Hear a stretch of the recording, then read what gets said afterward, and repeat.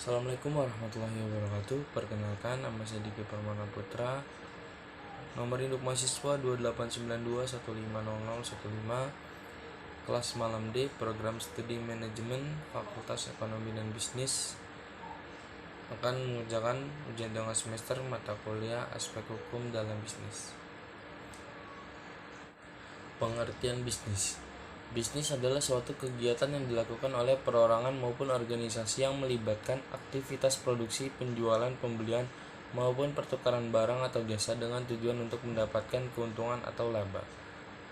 Hubungan bisnis ialah adanya kemitraan dalam berbisnis oleh berbagai pihak. Hubungan bisnis dilakukan karena mempunyai tujuan dan kepentingan untuk saling mencari keuntungan satu sama lain. Tujuan lain seperti untuk mempercepat proses pemasaran produk ke masyarakat. Ada juga yang bertujuan membantu pihak lain karena tidak diizinkannya pihak lain memasarkan produknya di suatu negara. Namun ada pula yang melakukannya karena ketidakmampuannya untuk berbisnis ataupun masalah permodalannya. Hukum berdasar isinya diklasifikasi menjadi satu, hukum publik, mengatur hubungan antara negara dengan alat-alat negara atau antara negara dengan warga negaranya. 2. Hukum privat atau perdata, mengatur hubungan antara orang yang satu dengan orang yang lainnya dengan menitik beratkan pada kepentingan perorangan atau pribadi. Sumber hukum ada di 1. Undang-undang, 2. Peraturan lain, 3. Kebiasaan, 4. Jurisprudensi, 5. Perjanjian, 6. Doktrin. Subjek hukum, segala sesuatu yang dapat memperoleh, mempunyai, atau menyandang hak dan kewajiban dari hukum. Subjek hukum terdiri dari manusia, badan hukum. Kecakapan dapat dilihat dari pasal 1330 KUHP per 1. Dewasa, 2. Tidak di bawah pengampuan. Badan hukum dibedakan menjadi 1. Badan hukum publik pemerintah, BUMN atau BUMD, dan lain-lain. 2. Badan hukum privat, PT, koperasi, yayasan, dan lain-lain. Perusahaan, setiap bentuk badan usaha yang menjalankan setiap usaha yang bersifat tetap dan terus-menerus didirikan, bekerja, serta berkedudukan dalam wilayah negara Indonesia dengan tujuan memperoleh keuntungan atau laba. Persekutuan perdata, persekutuan yang dibentuk atas satu perjanjian di mana dua orang atau lebih mengingatkan diri untuk memasukkan sesuatu atau inbring ke dalam persekutuan dengan maksud untuk membagi keuntungan. Unsur persekutuan perdata: 1. Adanya inbring, uang, barang, atau tenaga pikiran. 2. Adanya pembagian keuntungan. Persekutuan firma, persekutuan perdata dengan menggunakan nama bersama. Hal penting dari firma: 1. Menjalankan usaha bersama. 2. Menggunakan nama bersama. 3. Tanggung jawab sekutu pribadi untuk keseluruhan. Persekutuan komanditer, firma yang mempunyai suatu atau beberapa orang sekutu komanditer. CV mempunyai 2 sekutu, sekutu komplementer atau aktif, sekutu komanditer atau pasif. Perbedaan CV dan firma: 1. Syarat pembentukan dan pendirian. 2. Jumlah sekutu. 3. Tanggung jawab sekutu. 4. Kepahilitan. Perseroan terbatas tertera dalam Undang-Undang Nomor 40/2007. Badan hukum yang merupakan persekutuan modal didirikan berdasarkan perjanjian, melakukan kegiatan usaha dengan modal dasar yang seluruhnya terbagi dalam saham, dan memenuhi persyaratan yang ditetapkan dalam undang-undang ini serta peraturan pelaksanaannya. Status badan hukum dan tanggung jawab. Perseroan memperoleh status badan hukum pada tanggal diterbitkannya keputusan Menteri. Pemegang saham tidak bertanggung jawab secara pribadi atas perikatan yang dibuat atas nama perseroan dan tidak bertanggung jawab atas kerugian perseroan melebihi saham yang dimiliki.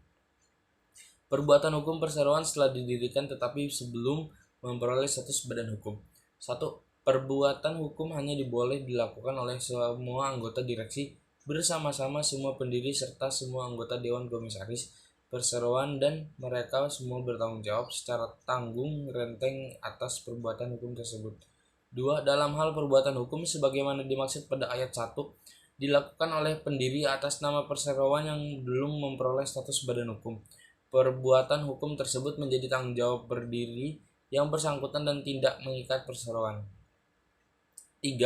Perbuatan hukum sebagaimana dimaksud pada ayat 1 karena hukum menjadi tanggung jawab perseroan setelah perseroan menjadi badan hukum.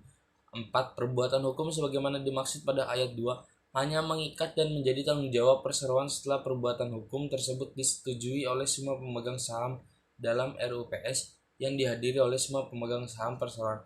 RUPS sebagaimana dimaksud pada ayat 4 adalah RUPS pertama yang harus diselenggarakan paling lambat 60 hari setelah perseroan memperoleh status badan hukum. Modal dan saham. 1. Modal dasar perseroan terdiri atas seluruh nilai nominal saham. Ketentuan sebagaimana dimaksud pada ayat 1 tidak menutup kemungkinan peraturan perundang-undangan di bidang pasar modal mengatur modal perseroan terdiri atas saham tanpa nilai nominal, pasal 31. Modal dasar perseroan paling sedikit 50 juta. Undang-undang yang mengatur kegiatan usaha tertentu dapat menentukan jumlah minimum modal perseroan yang lebih besar daripada ketentuan modal dasar sebagaimana dimaksud pada ayat 1. Perubahan besarnya modal dasar sebagaimana dimaksud pada ayat 1 ditetapkan dengan peraturan pemerintah. Modal dan saham paling sedikit 25% dari modal dasar sebagaimana dimaksud dalam pasal 32 harus ditempatkan dan disetor penuh. Modal ditempatkan dan disetor penuh sebagaimana dimaksud dan dibuktikan dengan bukti penyetoran yang sah. Pengeluaran saham lebih lanjut yang dilakukan setiap kali untuk menambah modal yang ditempatkan harus disetor penuh. Penggabungan dan peleburan. Penggabungan dan peleburan mengakibatkan perseroan yang menggabungkan atau meleburkan diri berakhir karena hukum terjadi tanpa dilakukan likuidasi terlebih dahulu. Pengambilalihan. Pengambilalihan dilakukan dengan cara pengambilalihan saham yang telah dikeluarkan dan atau akan dikeluarkan oleh perseroan melalui direksi perseroan atau langsung dari pemegang saham. Pengambilalihan dapat dilakukan oleh badan hukum atau orang perseroan.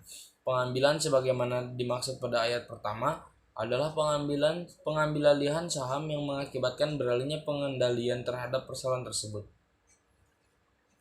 Pemisahan. Pemisahan dapat dilakukan dengan cara pemisahan murni atau pemisahan tidak murni spin-off. Pemisahan murni sebagaimana dimaksud pada ayat 1, huruf A mengakibatkan seluruh aktiva dan pasiva perseroan beralih karena hukum kepada dua perseroan lain atau lebih yang menerima peralihan dan perseroan yang melakukan pemisahan usaha tersebut berakhir karena hukum. Pemisahan tidak murni sebagaimana dimaksud pada ayat 1 huruf B mengakibatkan sebagian aktiva dan pasiva perseroan beralih karena hukum kepada satu perseroan lain atau lebih yang menerima peralihan dan perseroan yang melakukan pemisahan tersebut tetap ada. Yayasan. Persyaratan sebagai badan hukum. Undang-Undang Nomor 16/2001. Pertama, terdiri atas kekayaan yang dipisahkan. Kedua, kekayaan untuk mencapai tujuan yayasan. Tiga, tujuan bidang sosial, keagamaan, dan kemanusiaan. Yayasan tidak memiliki anggota. Organ yayasan, pembina, pengurus, pengawas. Pembina, keputusan anggaran dasar, mengangkat dan henti pengurus dan pengawas, menetapkan kebijakan umum, mengesahkan program kerja dan anggaran, keputusan penggabungan, pembubaran yayasan. Pengurus, melaksanakan pengurusan yayasan, mewakili yayasan di dalam dan di luar pengadilan.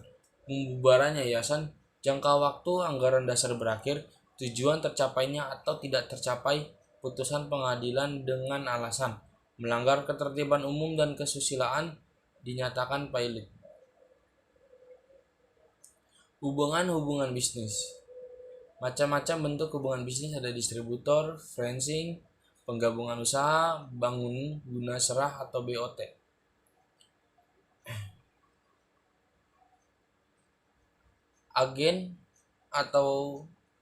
Agen yaitu perusahaan nasional yang menjalankan keagenan. Keagenan adalah hubungan hukum antara pemegang merek prinsipal dan suatu perusahaan dalam penunjukan untuk melakukan praktikan atau pembuatan serta penjualan barang, model atau produk instruksi tertentu. Sengketa-sengketa dalam keagenan.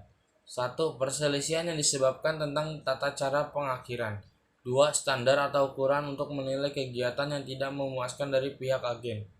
3. Lemahnya sistem pengawasan. 4. Masih ada anggapan bahwa agen hanya sebatas working relationship, bukan sebagai partnership dari si prinsipal. Franchising. Waralaba adalah perikatan di mana salah satu pihak diberikan hak untuk memanfaatkan dan atau menggunakan hak atas kekayaan intelektual atau penemuan atau ciri khas usaha yang dimiliki pihak lain dengan suatu imbalan berdasarkan persyaratan yang ditetapkan oleh pihak lain tersebut dalam rangka penyediaan dan atau penjualan barang dan atau jasa. Jadi waralaba atau franchise adalah suatu perikatan yang lahir dari perjanjian antara pemberi waralaba dan penerima waralaba. Perjanjian harus dibuat secara tertulis. Jadi keabsahan perjanjian waralaba selain harus memenuhi ketentuan pasal 1320 KUH Perdata, juga harus dibuat secara tertulis, bahkan menurut pasal 7 harus didaftarkan. Dalam suatu perikatan waralaba terdapat unsur hukum perjanjian dan hak atas kekayaan intelektual, misalnya hak atas merek dan rahasia dagang. Karakteristik waralaba. Izin pemakaian tersebut diberikan untuk jangka waktu tertentu. Perjanjian waralaba ini hanya untuk wilayah tertentu. Atas pemberian izin tiga hal tersebut di atas, franchisor harus membayar kepada franchisor sejumlah fee dan atau royalti. Seluruh biaya-biaya untuk pelaksanaan perjanjian ini menjadi beban franchisor. Joint venture. Joint venture dapat diartikan sebagai suatu macam perserikatan yang sifatnya sementara. Kerjasama antara pemilik modal asing dengan pemilik modal nasional semata-mata berdasarkan suatu perjanjian berkala.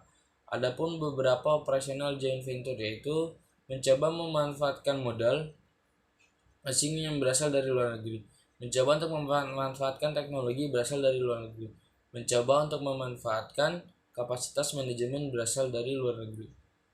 Adapun beberapa alasan pembentukan joint venture yaitu ingin membangun perusahaan yang lebih kuat, adanya pembagian biaya dan risiko, memperbaiki akses sumber finansial atau modal, akses menuju teknologi dan pelanggan baru, akses menuju praktek manajerial yang lebih inovatif, pertimbangan ekonomi dan keuntungan.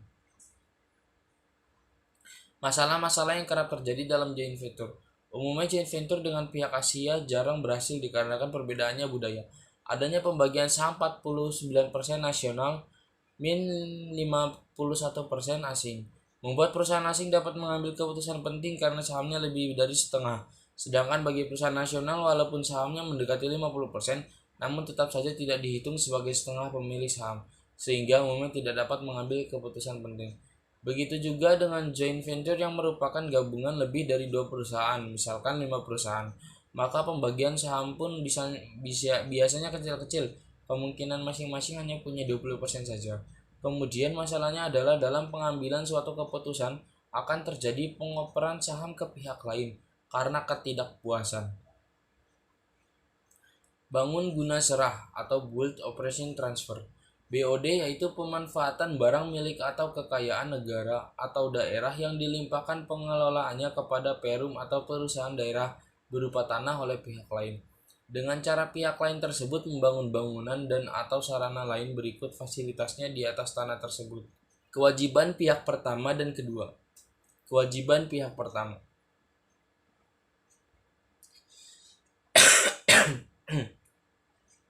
Menyiapkan dan menyarankan tanah sebagaimana dalam keadaan kosong dan bebas dari ikatan hukum dengan pihak lain. Membantu kelancaran pengurusan dan penyelesaian hak guna bangunan atas tanah tersebut tercatat atas nama pihak kedua, serta membantu kelancaran pengurusan penyelesaian perizinan-perizinan dalam rangka pendirian sarana yang diperlukan. Kewajiban pihak kedua, melaksanakan pembangunan bangunan sebagaimana dimaksud, membayar biaya pengadaan tanah, menyetorkan bagian keuntungan setiap tahun kepada pihak pertama. Oke, baik, sekian dari saya. Wassalamualaikum warahmatullahi wabarakatuh.